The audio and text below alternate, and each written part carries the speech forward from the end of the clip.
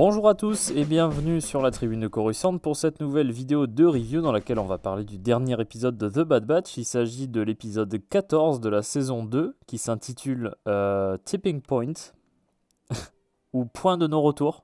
Je crois que c'est ça la Oui, traduction en français. Et bien évidemment, je suis en compagnie de The Max Rebo Collection pour en discuter. et oui, moi aussi je suis au point de non-retour avec cette série. Comme d'habitude, il y aura une première partie sans spoilers dans laquelle on donnera notre avis général sur ce nouvel épisode et ce sera bien évidemment suivi d'une partie avec spoil où on ira bien plus en détail sur tout ce qu'on a à dire. Alors, qu'est-ce que tu as pensé de cet épisode 14, donc Tipping Point, point de non-retour? Bon allez, je vais être gentil ce soir, c'est moins mauvais que d'habitude. Ouais, c'est bien.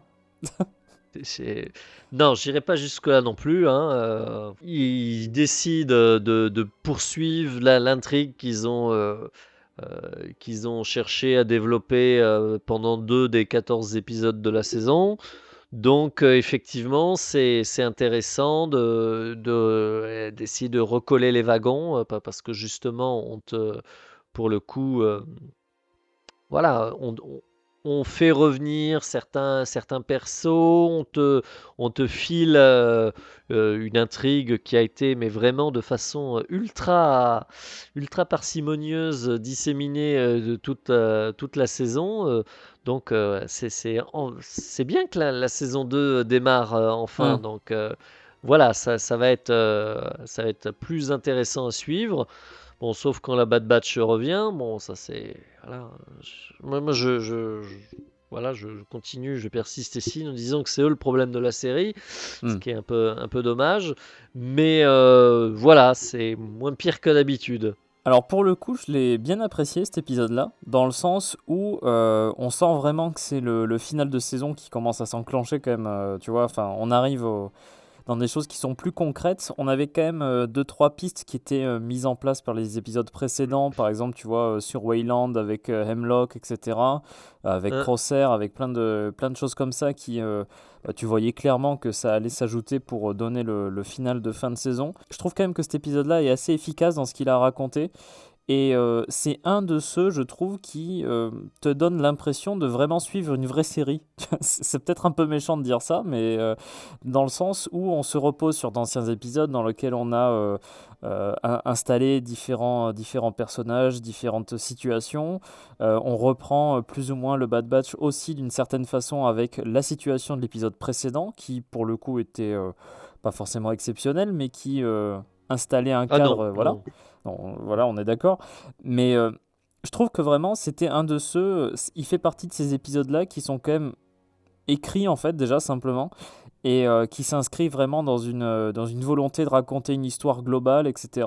Bon, dans l'ensemble, je pense que je développerai bien plus dans la partie avec spoiler sur les différents aspects de l'épisode. Mais non, franchement, je l'ai trouvé assez bien celui-là. Donc là, on a affaire, je trouve, à un épisode qui est quand même dans le haut du panier de la saison 2. Donc, à voir ce que ça va donner pour le final, mais ça installe des trucs assez intéressantes et des choses qu'on avait voulu voir aussi depuis un moment, des petites Mm. résolutions de certains événements. Enfin bref, globalement assez positif pour celui-là, quoi, pour ce qui me concerne. Non, mais on est d'accord qu'il est dans le haut du panier, mais effectivement, il n'y a pas grand-chose dans le panier, hein, quand même, à Hmm. sauver de cette saison. Et ouais, bah, C'est malheureux, mais. c'est un épisode qui a, voilà, qui a le mérite de raccrocher, raccrocher les wagons, de faire avancer les choses, de chercher aussi à peut-être un peu plus développer certains personnages et à Hmm. mettre en place le final de la saison. Donc, euh, tu sais, j'ai l'impression de revoir toutes les séries CW, CW, tu sais, Codero et tout ça là. l- ouais, les Arrow, les Flash et tout ça, où il y a eu des séries, elles ont souvent bien démarré, enfin c'était pas trop mal au début, et après on a rallongé pour durer et tout ça, et ça donnait des saisons de plus en plus médiocres.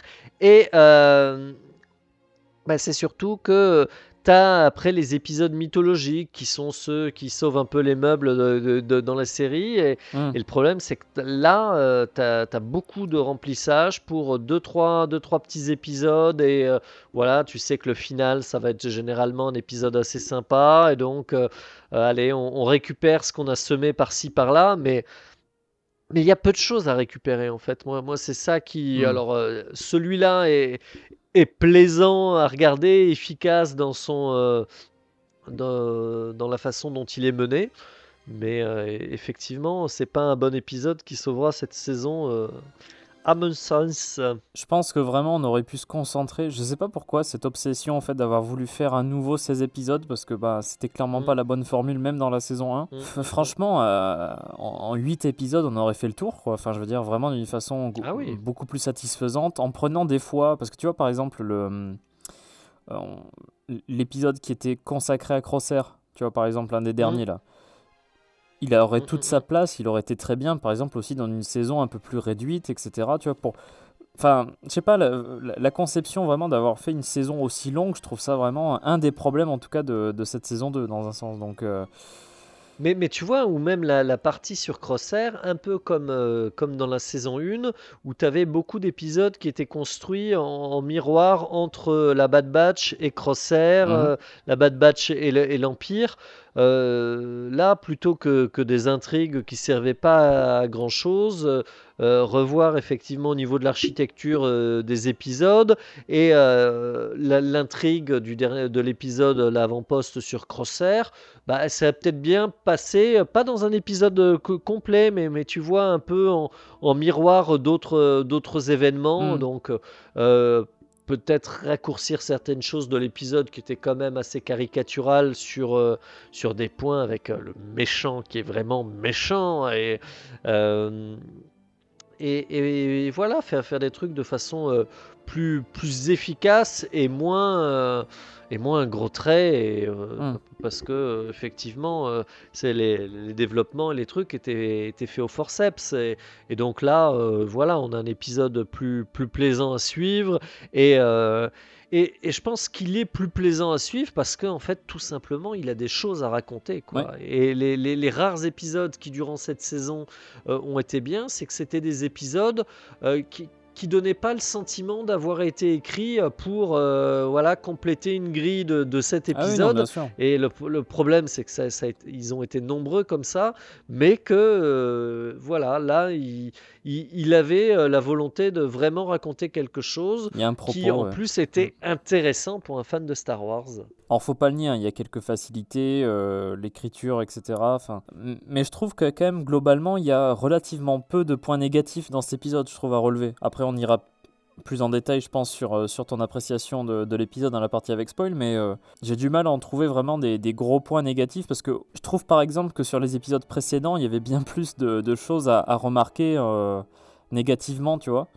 Tandis que là, en vrai, bah, en regardant l'épisode, il était quand même assez divertissant, plaisant à suivre, intéressant. Enfin, voilà quoi, je veux dire, il y Non, a. mais c'est surtout, c'est que sur les autres épisodes, la plupart du temps, c'était des caricatures d'intrigue, quoi, avec Hmm. des trucs qui n'étaient pas spécialement déjà intéressants, mais Là, des ça Deus l'est, hein. Ex Ouais. Machina assez bâclés, des persos dont, je sais pas, la personnalité était réduite. Bah, ce qu'on avait dit sur la saison 1, des persos fonctions Hmm. sans grand intérêt et qui étaient soit vraiment très méchants et vraiment le méchant tellement méchant qu'il en est totalement pathétique et risible et en tant que personnage sans grand intérêt et des persos qui sont là juste pour faire coucou et essayer je sais pas, de créer allez, une mythologie de série Hmm.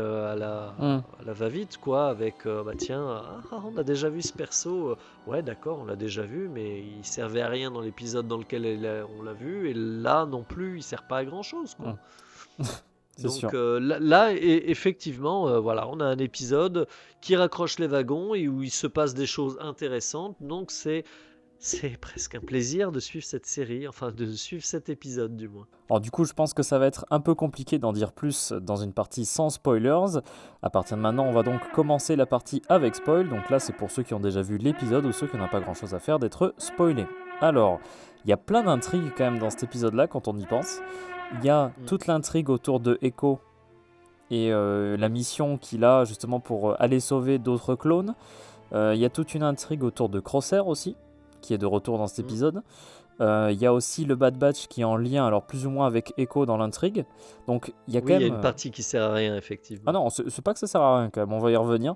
Mais Mais avoue que c'est quand même la partie la moins intéressante des 3. ouais, mais vu que c'est imbriqué un peu dans le. Tu sais, enfin, je veux dire, t'as pas une partie où tu te fais chier d'un seul coup. Dire, vu que c'est vraiment. Les intrigues sont mélangées, tu vois, il y a un montage quand même parallèle de tout ça. Je trouve quand même que ça reste globalement assez bien à suivre, quoi. Mais bon. Toujours est-il que tu le réclamais depuis un moment. Mais en effet, Rex et Echo. Alors, on voit pas Rex, on voit que Echo. Mais ils ont la meilleure vie.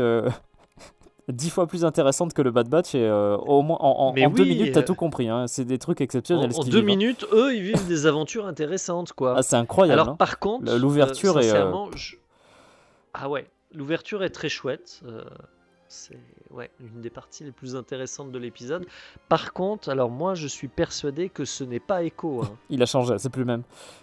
Parce que vraiment, je trouve que durant ces 2 minutes, c'est un personnage totalement différent de Echo qu'on a connu dans les saisons 1 et 2 Pas jusqu'à faux. présent, qui était un personnage quasi muet,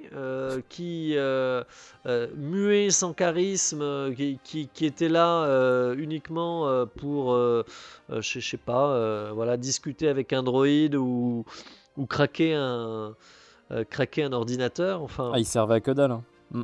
il servait pas à grand chose dans la série, donc il a fallu qu'il parte pour gagner en voilà, s'affirmer, gagner en charisme, et là on le voit mener la mission de sauvetage.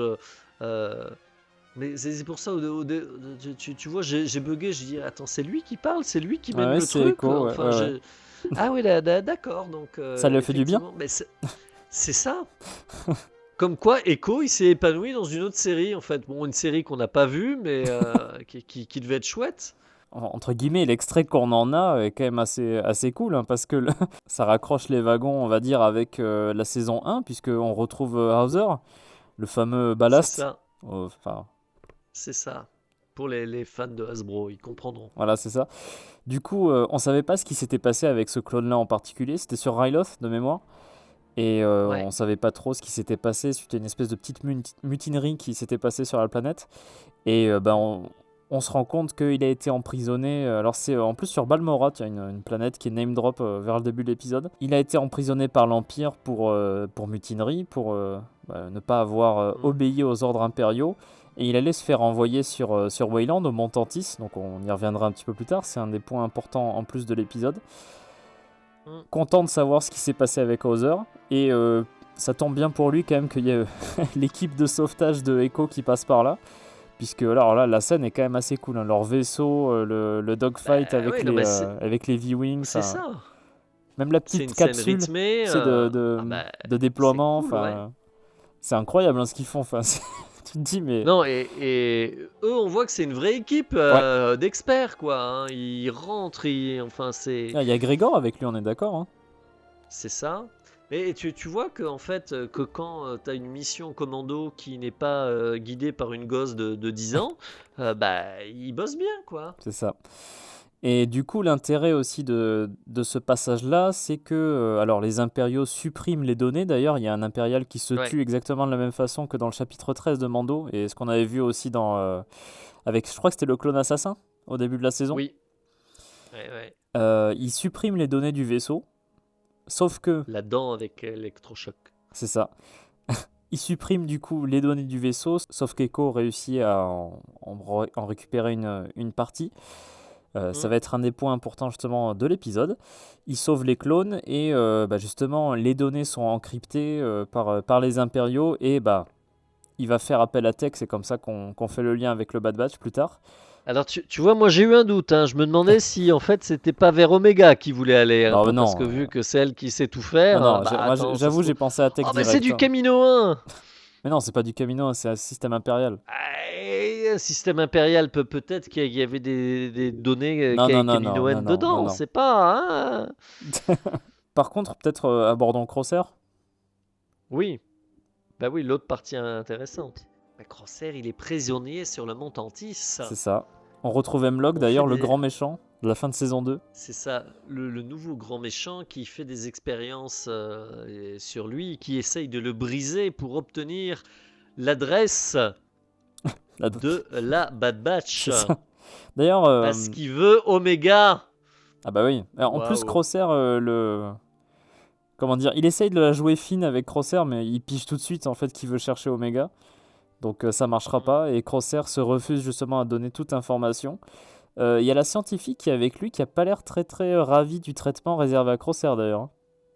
Ouais, effectivement, on se demande si Elle va l'aider. elle les aidera pas à s'échapper. Puisque justement, tu parles de s'échapper, mais Crosshair tente une évasion, alors qu'il n'est pas forcément dans un très bon état, on va dire.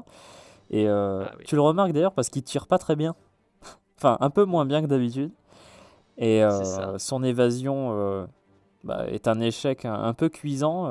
Intéressant d'ailleurs le fait que Hemlock ait développé un espèce de gaz, un peu comme le dioxyde, tu sais, dans l'épisode 1. C'est assez intéressant justement de le voir immunisé à ce gaz qu'il a créé lui-même. Et du coup, Crosshair plante totalement son évasion, à ceci près qu'il envoie une transmission avec un Oui. code. C'est plan 88, je crois qu'il dit. Mm. Enfin bref, il envoie une transmission vers le Bad Batch parce qu'il sait qu'ils sont en danger, ils sont recherchés par l'Empire. Voilà, Et c'est peut-être grâce à cette transmission qu'ils les captureront, mais bon, ça, on ne sait pas, hein. peut-être. Mais en tout cas, il a tenté, il s'est planté et il va être torturé encore plus Il fort. va enfin avoir droit à son arc de rédemption. Ah là Bah, là, enfin. en vrai, c'est ce vers quoi on va, c'est obligé. Donc Voilà, bon, il mourra peut-être avant, mais bon, on sait pas, hein, on verra ce qui se passe. voilà. Ouais. Non, mais la scène est effectivement pas mal, même si on sait pas trop, on sait toujours pas trop ce qu'ils font trop sur Tantis, pourquoi ils veulent Oméga. Donc, bon, on sait que c'est en lien avec le Il clonage. récupère plein de clones en plus. Bah, c'est ça, il récupère plein de clones, parce que visiblement le problème des clones qui commencent à être un peu trop réticents à suivre les ordres, à poser trop de questions et avoir un don croissant pour l'insubordination. Tarkin n'aime pas Ah, ça, c'est vrai qu'on revoit Tarkin, ouais, vite fait. Ouais. voilà. Et effectivement, notre savant en chef promet une solution.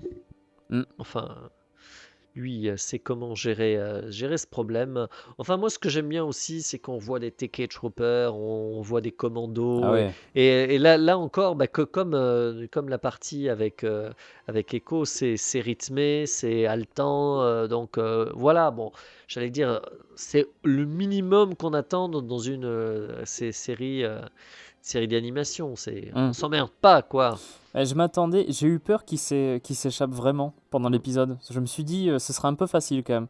Et j'étais quand même assez satisfait de voir qu'il s'échappe pas directement, tu vois, pendant le.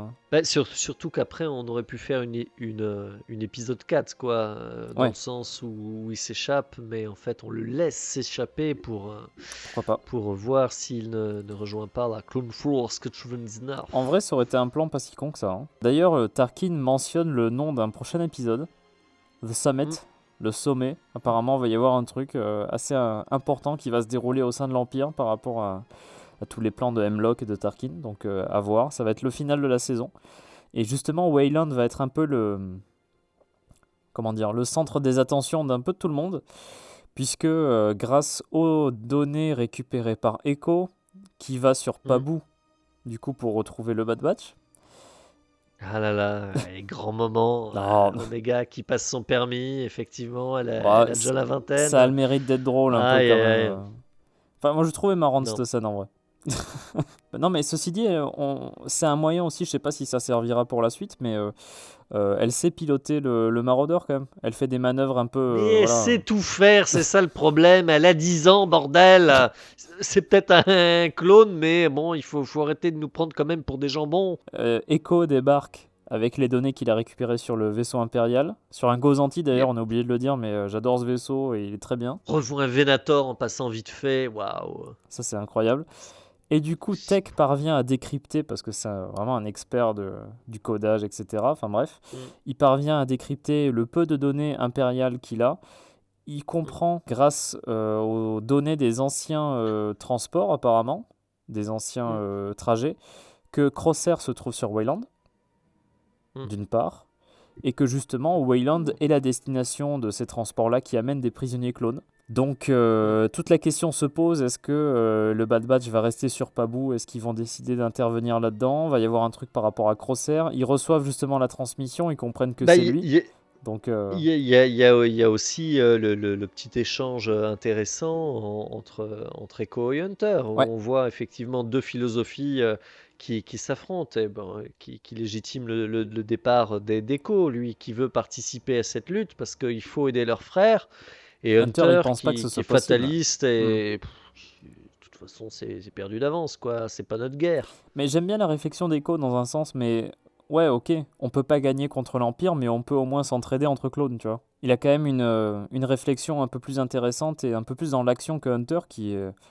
Enfin, le Bad Batch est quand même globalement assez passif, hein, donc ça c'est depuis le début. Hein. C'était assez intéressant justement d'avoir un échange entre les deux. Comme tu le disais, on voit bien la différence de point de vue qui a poussé Echo à partir, donc c'est assez logique. Crosshair s'est fait capturer et effectivement il est de nouveau torturé, et Encore plus fort. on a le grand méchant qui fait un truc de grand méchant et qui effectivement lui dit qu'il va réussir à le briser. Et c'est ce que je disais tout à l'heure, il y a en tout cas la scientifique qui a l'air de moins en moins convaincue par les actions d'Hemlock. Donc je vois bien venir, tu vois, l'intervention. Trahison, voilà, on voit venir la trahison de cette scientifique-là qui est pas à 100% avec Hemlock, en tout cas dans ses méthodes. Et d'ailleurs, truc intéressant, on apprend 2-3 trucs par rapport à Hemlock. C'était un scientifique qui a été mis de côté par la République parce qu'il avait des volontés un peu particulières, un champ de recherche particulier. Assez intéressant de le voir repêché par l'Empire pour faire des horreurs. Donc, je trouve vraiment, par contre, pour revenir sur ce personnage-là, c'est quand même dommage de l'avoir découvert si tard dans la saison. Oui, et parce que Rampart n'a servi à rien, donc... Rampart a pas servi à grand chose, et effectivement même tout Antis qui est teasé comme ça, introduit à la fin de la saison 2, on nous le ressort vraiment à la moitié, et vraiment pour un épisode en passant, et c'est à la toute fin que les choses... Voilà, c'est ça en fait qui est emmerdant avec cette série, c'est que c'est aux 3 derniers... Allez, vraiment un peu plus que ça, mais saison, ouais. Non, un peu plus que ça, parce qu'il y a eu des accidents et des moments où je sais pas, le scénariste s'est dit bon, allez, il faudrait peut-être qu'on fasse un truc histoire de pas endiguer la fuite des cerveaux de Disney+. Donc voilà, il faut vraiment attendre le final pour que l'intrigue démarre vraiment. Ce qui est sûr, c'est que la deuxième moitié de saison 2 est quand même bien plus intéressante que la première. Ah oui, mais enfin, je pense que n'importe quelle série aurait été bien meilleure que cette première partie de saison 2. Hein.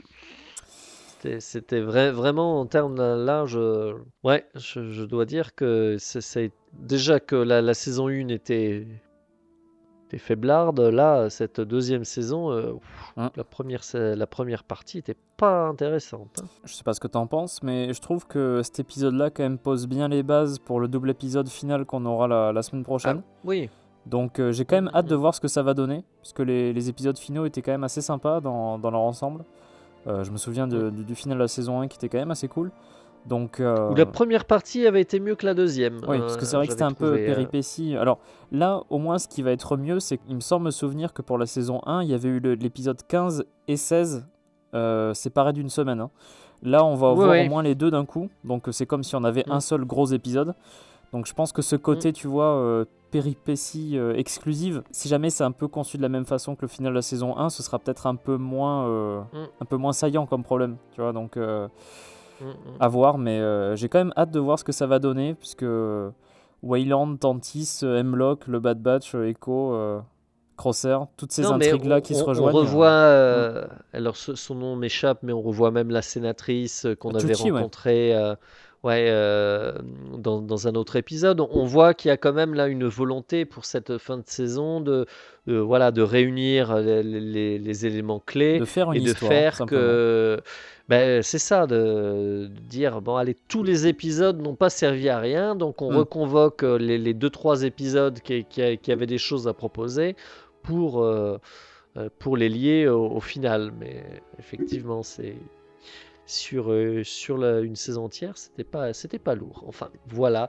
Là, on a quelque chose d'intéressant. Alors, ne le boudons pas, hein, c'était bien. Le personnage euh, de Crosshair et enfin, voilà, va vers une rédemption, montre quand même que malgré tout, il aimait sa famille. Oui. Hein. Enfin voilà, personnellement j'ai quand même pas mal envie de voir la suite la semaine prochaine, sachant que ça va être la fin déjà de cette saison 2, hein, déjà. À voir, est-ce que ce sera renouvelé pour une troisième saison? Il y a quand même un panel pour The Bad Batch à la célébration, donc ça m'étonnerait qu'il y ait un panel entier si c'est pas pour annoncer une troisième saison. Donc ça m'étonnerait par exemple, tu vois, qu'on résolve totalement le mystère et la trame qui est autour du personnage d'Omega, par exemple, dans cette fin de saison 2.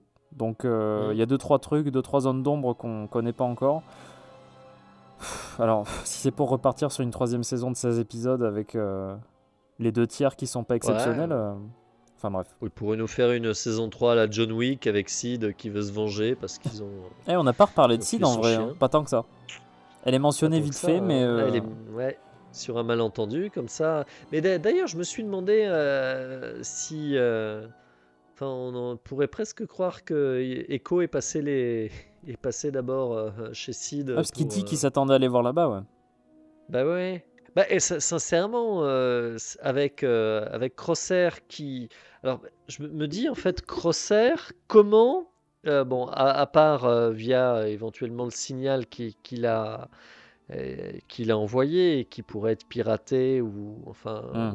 dont il pourrait se servir pour les piéger. euh, Lui, concrètement, il ne peut pas savoir Non, ils savent pas où où ils est la sont. Bad Batch. Hein. Que quelqu'un qui a une dent contre eux, pas parce qu'ils ont disparu du jour au lendemain sans lui donner de nouvelles et sans lui rapporter une boîte de chocolat de leur périple Sur Pabou. sur Pabou. Elle aurait effectivement Elle aurait des raisons de les des balancer, hein. raisons Ça c'est sûr, hein. de les balancer Ah pour ouais. se venger de ces petits ingrats. J'espère que ce sera ça qui déclenchera, je sais pas, Mm. le débarquement de l'Empire. Parce que là, pour l'instant, la question de rester ou pas sur Pabou est pas forcément tranchée. Ils ont l'air plutôt partis pour rester, comme on dit. Donc, à voir. Est-ce que l'Empire qui débarque et qui détruise justement cette ville-là, cette espèce de monde paradisiaque sur lequel ils pensent pouvoir rester, Mm. ça donnerait même un peu d'intérêt à l'épisode précédent, je trouve, tu vois. Ah bah oui. Parce que ça nous aura au moins présenté ce monde-là qui bah, va peut-être être détruit ou quoi. Donc le fait d'y avoir passé un petit peu de temps, de nous l'avoir présenté, c'est quand même un peu plus intéressant avant d'en voir la destruction, n'est-ce pas, Ocean Prime? À voir, en tout cas ça m'intrigue pas mal pour la fin de saison, quoi, à voir ce que ça va donner. Du coup voilà, je pense que c'est à peu près tout ce qu'on pouvait dire sur cet épisode 14 de la saison 2 de The Bad Batch. J'espère que cette vidéo de review vous aura plu. Si c'est le cas, n'hésitez pas à laisser un like, n'hésitez pas à commenter pour décrire votre avis sur cet épisode. N'hésitez pas bien évidemment à vous abonner à The Max Rebo Collection ainsi qu'à la tribune de Coruscant si vous ne voulez pas rater nos prochaines vidéos, y compris les reviews de The Bad Batch, mais aussi de The Mandalorian. On se retrouvera donc la semaine prochaine pour la review des épisodes 15 et 16, le final de la saison 2. A très bientôt et que la force soit avec vous. Allez, salut à toutes et tous.